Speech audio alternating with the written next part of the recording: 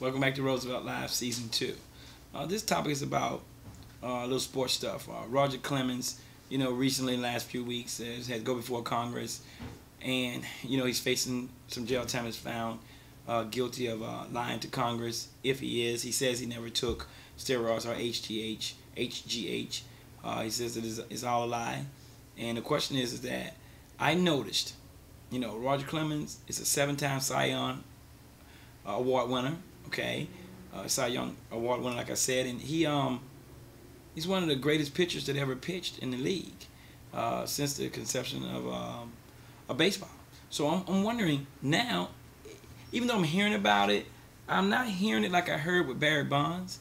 Barry Bonds, he says he didn't take anything, but people were losing their minds, saying that he was lying, and this and that and the other, and how did he get that body like that, and this and so forth and so on. And I think he made some kind of statement that he didn't knowingly or willingly take anything. But what does that mean, knowingly or willingly take anything? Maybe he did as well. I did notice that Barry Bonds played with the Pirates. He was I wouldn't say he was fragile, but he was a lot smaller than what he was when he played with the Giants. There's no doubt about that.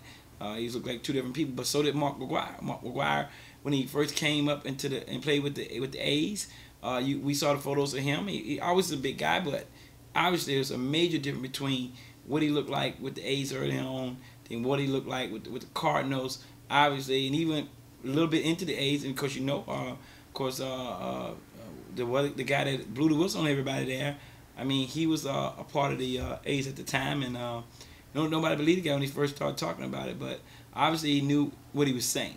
But the question is that people seem to be kind of laid back and more accepting of Roger Clemens. They're kind of saying, hey, you know what? If it happened, it happened, and all athletes have been cheating, and so much. It's almost like it doesn't matter. But why doesn't it matter?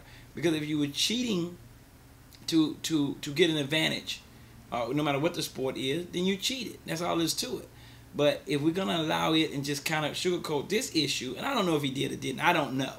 The trainer says, hey, I did this. He says it didn't happen. Who do you believe? Andy Pennant said, okay, yes, he told me. He's saying Andy Pennant is mistaken. Now, that the only thing that probably makes me wonder, because Andy Pennant came out and said, okay, yes, I did. And, fessed up, got it over with, moved on, didn't get in any trouble. Jason Giambi came in and said, hey, you know what? Okay, yeah, okay, it happened. And people kind of frowned upon him, and boom, he was gone. I don't see him going to the Hall of Fame or anything, but definitely Alex Rodriguez, he came in for, he denied it, but then at some point when his name came up in the mystery report, I guess he decided, okay, all right, right. First he said, yeah, then he told half-truths and said, well, I didn't know what it was. Then he said, well, I knew, but something to the effect that I don't think it was making any difference. Well, you don't take something for 3 years if it's not working, so that's ridiculous. So if you're going to tell the truth, tell the whole truth. But the end of the story is, we know that, like I said, Alex Rodriguez just recently had reached the 600 home run mark, which is obviously a milestone, and he's the youngest player, if I'm correct, to get to 600 home runs. And even though he's got 100 and I don't know, some 158, 160 to get to Barry Bonds, but he's a young guy. I think he's in his middle 30s, so it's not impossible to get there. But the question is that if he gets there, what are we going to do for those 3 years that he admits to taking? Whether it was HGH, whether it was steroids in general, whether he did. It never was clear what he was taking that I know of. But what are we going to do about that? He was hitting home runs. We're going to take those home runs away because we sure we wanted to take them away when Barry Bonds had broken the record. People was having a fit. Oh, he doesn't deserve a home run. Well, which ones you going to take? I mean, I don't know how it helps you catch better. I mean, it may. I don't even think it helps you hit better. It makes you hit farther, I believe. I believe that if you do connect, it's going to really sell out there. But I don't feel that it's going to cause you to hit a curveball if you can't hit one, or hit a slider if you can't hit one, knuckleball, whatever. I don't see it making you better in making a connection. But I think when the connection is made, it's definitely better. I mean, Mark McGwire was hitting those freaking things over the he was hitting those things so far they was going over the final seats in the center field. But then again, that can happen to you when you connecting with that small baseball. I mean, baseball has something to do with it too, because over the years, the baseball people has made the fields a little bit closer.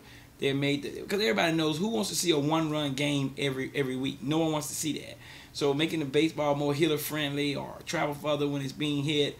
As far as like I said, bringing the field in a little bit, a couple of feet here and there to make it more exciting for home runs, and you add that to HGH and steroids, and you're going to get balls flying out of the park at an alarming rate. Now, we've noticed that there's not many home runs this year that it had been. I mean, at one time, Sammy Sosa, you see how he looked after the steroid thing. Of course, he's not playing anymore in the National League or American League or any part of the professional baseball in the United States. But did you see how he shrunk down? I mean, Sammy Sosa was a healthy-looking guy, and all of a sudden he left the Cubs and all this steroid information when he was running neck to neck with what's his face, Mark Aguirre. And then all of a sudden I see him show up, the following year, whatever. He was playing with the Orioles or whoever he's playing with, but he has shrunk way down. What happened to him?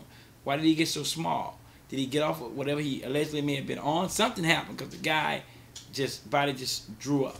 Okay? So all I'm saying is that when it was Barry Bonds out here in the open and people was talking about it, everybody was complaining. We know Barry Bonds, trainer, went to federal prison. Almost 2 years I think he was there. Because they wanted him to tell something that, whatever it was, he at some point he wasn't telling. And they locked him up for quite a long time. He didn't tell. They got out. They locked him back up again. I think he still haven't told whatever it is. He says there's nothing to tell him. They seem to think it is. I don't know. Marion Jones said that she didn't take anything. She swore up and down, round and round, cross to cross, that she was innocent, that she didn't take anything, that it was all a lie, and that she was going to fight to the end. Next thing we know, she's doing 6 months in federal prison because she lied. When she was running track, she was also taking enhancing drugs to make her either heal faster, run faster, jump faster, higher, or whatever she was doing. But she went to prison. She did her 6 months, and believe it or not, for people that don't know, Marion Jones is playing in the WNBA now. She's playing in the WNBA. Matter of fact, I think she had like 14 points the other night. So she's got a newfound career and making good money. I don't know what kind of money the WNBA make, but I'm sure they're not making minimum wage. So I think the thing is, again, with Roger Clemens, I don't know if he did or didn't. I don't know. But what I do know is that I never thought that Congress should have been involved in what was happening in Major League Baseball. They shouldn't be involved in what happened in NFL. Congress needs to concentrate on the thing that we put them in Congress to do. And that is to help make decisions and help build and grow and maintain this country and make sure that things are done right here, not about sports. Even though that's a business, even though it's a sport, it's a business. But I never thought Congress should be involved in the first place. And we know what happens when you lie to Congress. If you get found, if they say you lied and they can prove it, and they say proving lying to Congress is not that hard.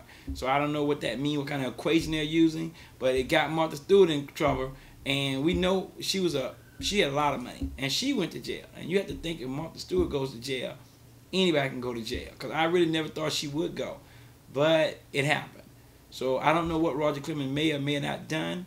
I don't know what independent would have a reason to lie about, because I think they were good friends, and I don't know why he would just throw him under the bus for no reason. I think independent just wanted to get his off his chest, and he did. And now Roger Clemens saying, of course he's gonna fight. Of course he's gonna. I don't know if he did or didn't, but it's not nothing wrong with him saying he didn't. People are saying, well, he must be telling the truth because he's so adamant about it. That don't really mean anything.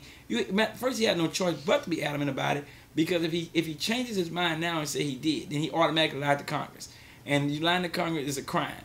And if you do that, you are going to jail, more than likely. So he has no choice but to keep saying, I didn't, I didn't, I didn't, I didn't, I didn't. Now, of course, his trainer is saying, I injected him myself personally, but come on, he was his trainer. Who's to say what he injected him with? And maybe he injected him something he didn't know about. Maybe it happened. I mean, after all, they are trainers. And if the trainer tells you, I'm giving you vitamin B, maybe you think it's vitamin B, and maybe it's HGH. Who knows? Now, I'm not saying that happened, but it could happen. I can't say it did or didn't. What I can say is that we don't seem to be as angry about Roger Clemens as we were about Barry Bonds, because everybody was talking about Barry Bonds. It was going on and on. Both of these guys were Hall of Famers.